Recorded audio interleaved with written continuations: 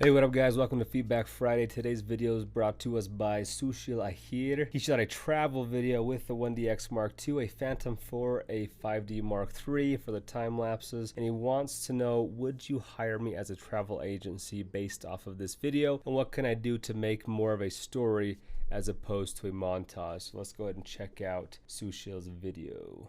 We belong together. You do love her, don't you? Without her, Okay, so first off, as far as storytelling goes, I don't know about the opening shot, if I would use that as an introductory shot. It seems to be like a shot that you would find somewhere in the middle of the video. You're introducing the character right away, already in the center of the frame. I personally like to start off videos either with a location so you can tell where it's going to be taking place, and then introduce the character over time instead of right in the very first clip like so. That's personal preference. you do love her, don't you? Without her,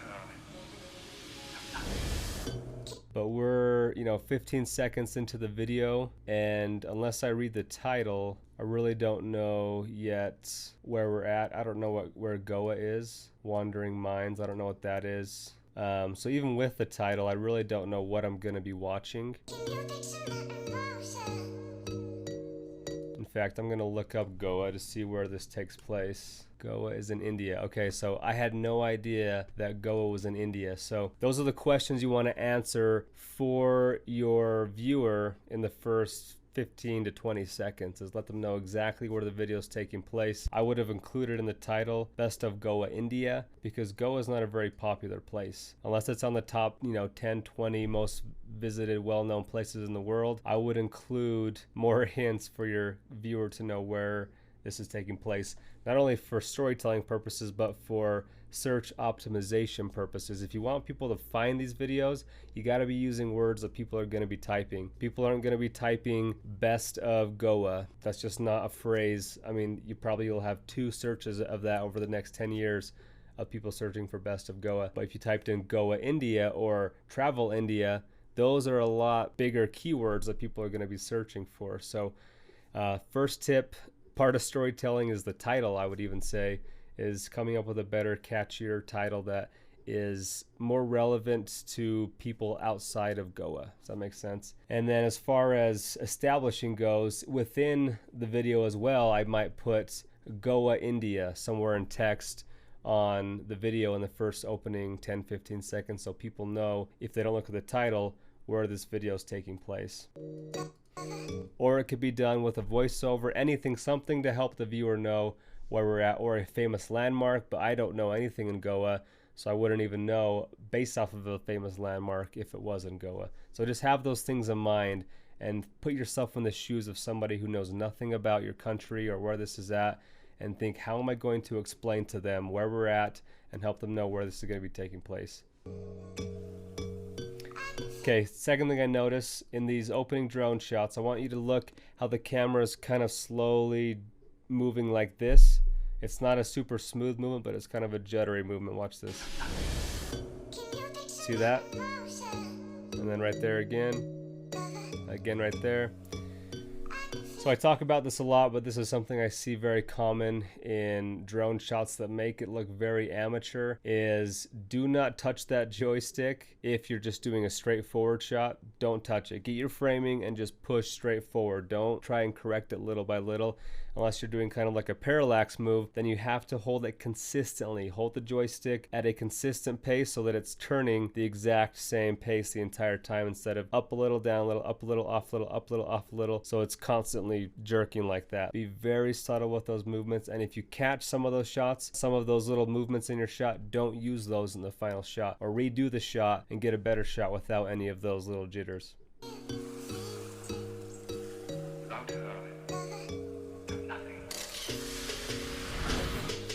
Okay, I'm not sure what happened here, but it looked like our exposure changed. From here to there, I don't know if you had auto exposure set on the drone, but that's also a telltale sign of an amateur film, is is if the exposure isn't consistent throughout the shot. Maybe the clouds changed, I'm not sure. Just be aware of that to try and keep those exposures consistent.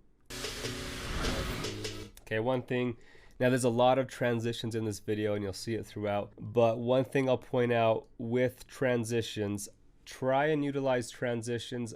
First of all, to state it simply, I think there's too many transitions throughout this whole video, and we'll talk about that more in a second. But when you do use transitions, try and use transitions that are natural to the camera movement. In other words, this is a pulling back shot, so a natural transition would be to have a pull out transition, but instead it's pulling out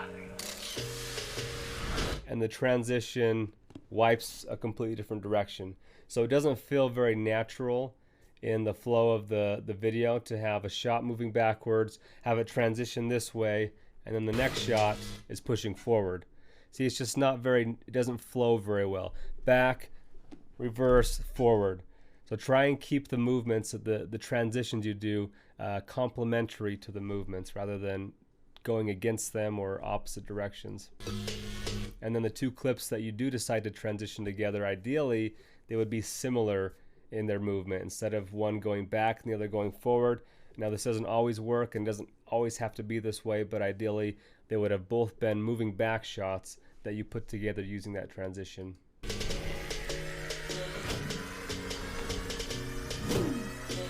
Okay, again there you saw it pushing in, and then you did a pull out transition to this shot, which is pulling out, so that's good that you match the pull out transition with the next shot pulling out, but it started with a shot pushing in. So a lot of these transitions feel kind of forced and not very natural with the movement of your camera, and it would seem like you were using less fancy transitions if you had matched the transitions better with the camera movement already existing in the shots.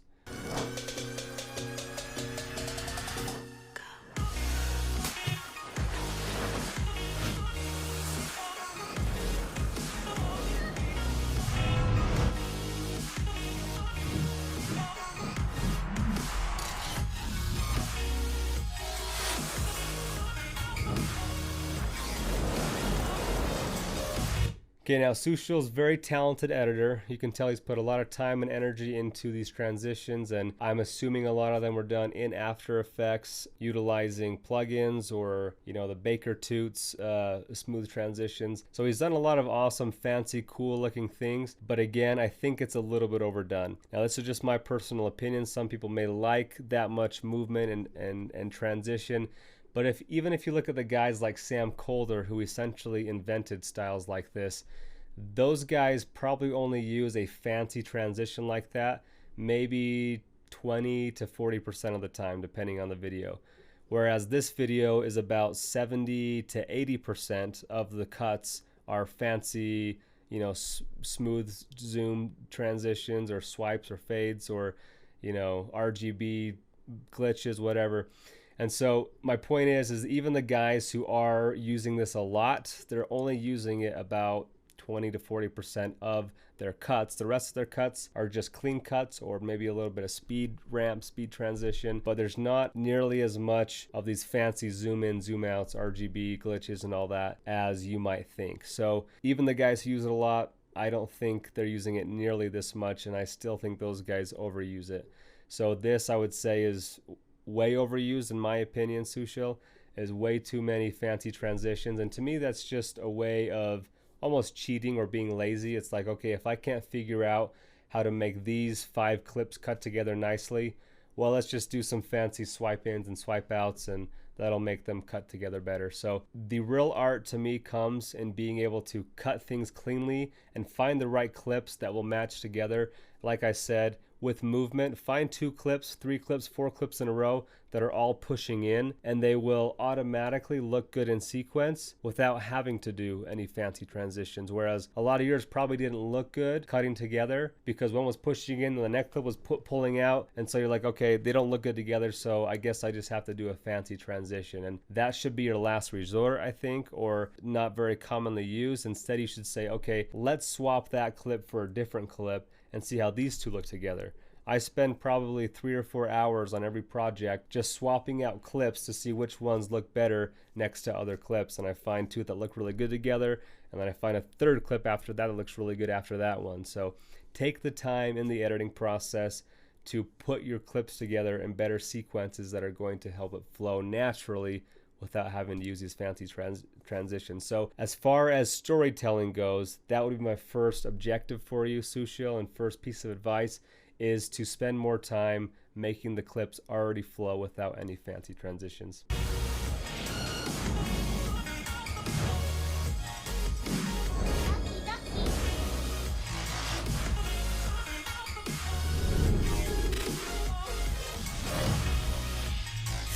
All right, so let's talk about storytelling right here. I'm not sure if this is your girlfriend or your wife, but so your actress here, she's walking on the beach, and now it's a front shot of her walking, and then I'm guessing this is from her perspective walking. And then it goes to a half a second shot of something that feels unrelated. I'm guessing this is where you were walking, but I can't really tell because it's not in the center of my image, and this is kind of drawing my eye, which I couldn't see in the other shots. So I feel like it's unrelated to those last shots. And then it's a tight shot of her face. I don't know if it's at the same location. I assume it is, but there's no landmarks here that I could tell that ties that into the previous shot or even these shots earlier of her walking. I can't tell that this location is the same as this one, though I assume it is. And then we have a hyperlapse of that building that again feels unrelated to her walking here because the background doesn't show that building. But I'm assuming she was right here next to those. So unless you're very tuned in trying to specifically look for those things in the half a seconds you give us in each clip, then it's really hard to tell that these clips are related in any way. A tight shot on her feet, tight shot on her hands. Again, I can't tell if those have anything to do with that big building you just showed. You do a 360 around her. This looks like, again, a completely different location. I can't tell where we're at. It never really shows what she was looking at. So if you're going to be doing a 360 of her looking at something, I would probably want to see what she was looking at. But we cut before we see what she was looking at. I'm guessing it was that. And then again, you have a hyperlapse going left, right to left. Then you have a drone shot going from left to right. So they just don't. I mean, you could easily make those work well together just by doing like a horizontal flip on this clip so that both clips are going the exact same direction, and then they cut together a lot better. Few subtle things could do wonders for you, Sushil, to help this flow a little bit better. Again, a 0.3 second clip of her walking to a fence that seems unrelated to those last clips, but I assume she's right here. But because they're not tying in together very well. Can you see what I'm saying here? Like, try and use camera angles that are going to help the viewer feel like they're in the same location the entire time. We talk about this in the 180-degree rule, but basically you don't want to be giving a bunch of different angles of the same thing unless you're somehow tying them in so the viewer can tell that we're at the same location the whole time.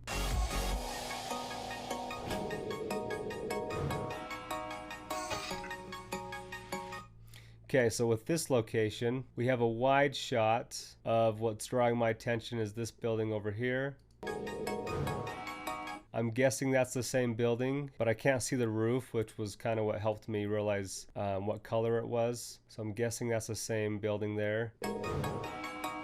So that zoom in transition is one of the few that I feel work and help tell the story, because you're showing the wide shot, then you're zooming in to a closer shot of her within that scene. But this, I have no idea where we just went. I'm assuming it's related to that last shot, but I'm not sure. This, I assume, is another area close by.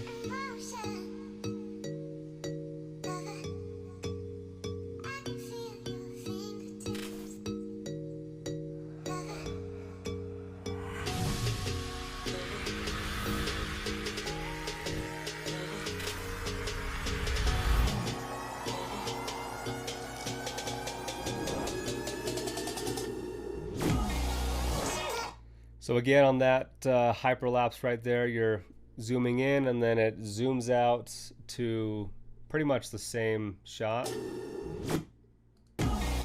we didn't really go anywhere. So you zoomed out to the same spot. So that to me is a really ineffective use of a zoom out transition when you're going from basically the exact same spot in the frame.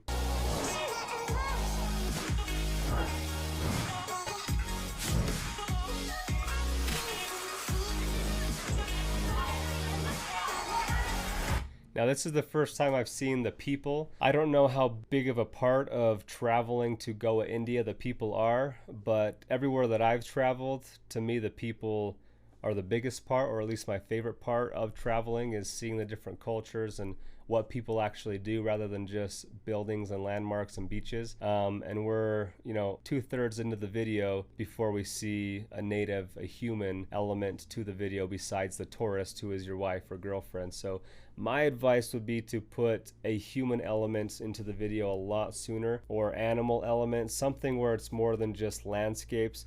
If you're trying to get travel agencies to pick up your work, to hire you to do work in their countries, a lot of part of traveling has to do with the culture, the food, the people, the animals, more than just location. Some places are purely based off of location, but I'd say somewhere like India has a lot of draw to the culture, and so I think that'd be something you want to include earlier on in the video here. This last sequence, I started getting a little overwhelmed with how fast transitions were going, and don't get me wrong, Sushil, this can be your style. It doesn't have to be what I'm saying here, but I think we're just moving too quick. If you want to get hired by a travel agency, they're not going to be looking to see how cool of transitions you can do. If you use them effectively, it can add to the art and make them like your work, but they're going to be more focused on the content. Content is king. We always talk about that. They're going to be focused on, okay, what did he show off? How well did he capture those things? And I'd say in that element of actually capturing what is Goa, India, I'd say you maybe a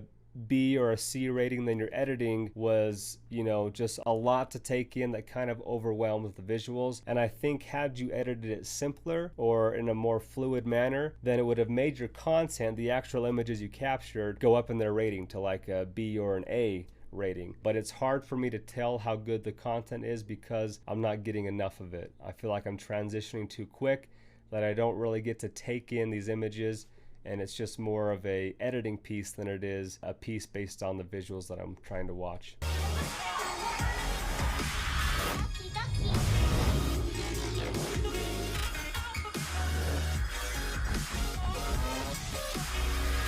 Yeah, see, there's an animal element, but I think this is the first animal we've seen, and we saw all of 0.1 seconds of that animal. So those are the kinds of things where I'm saying to help tell the story, the editing shouldn't be what's trying to tell the story. That helps, but the images should do more of the storytelling. But if you're only giving each image 0.1, 0.2 seconds, then it's hard for them to tell any kind of story. See, this shot was awesome right here. I could have watched that shot for 3 or 4 seconds instead of 0.1 seconds. So there's a lot of awesome images in there that get overlooked because it's more about the edit, about the cool transitions, and I don't think most clients are going to care about that nearly as much as they are going to care about the actual images.